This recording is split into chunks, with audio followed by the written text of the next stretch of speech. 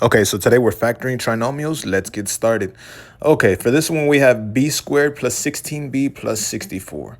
We want to use this thing right here as a general formula, and we want to look at the thing in front of the b squared. There is no number in front of b squared, so that means that the a is equal to 1. Now, that's important because when you're factoring these things, you kind of want to look out for that.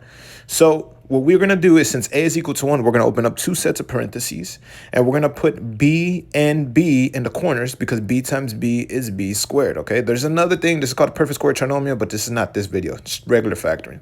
Okay, now we're going to look at the factors of 64. Well, the factors of 64, we have 1 and 64.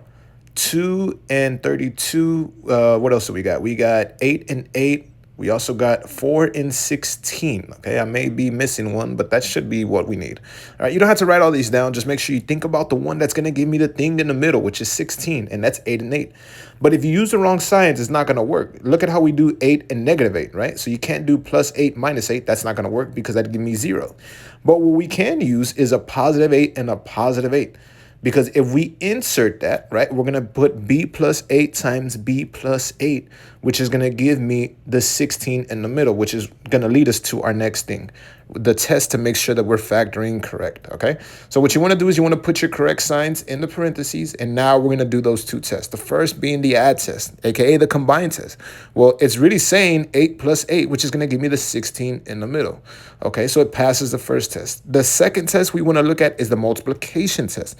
I don't mean multiply it out. I mean just multiply those two things at the end.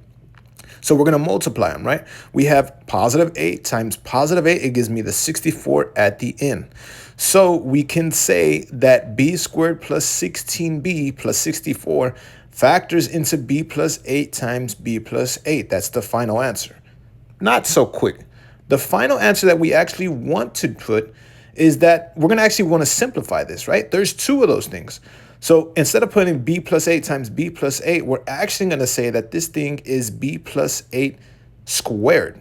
I should have mentioned that on the animations, but if you have any questions about my final answer or any other questions in general, just make sure you leave them in the comment section. Thanks for watching.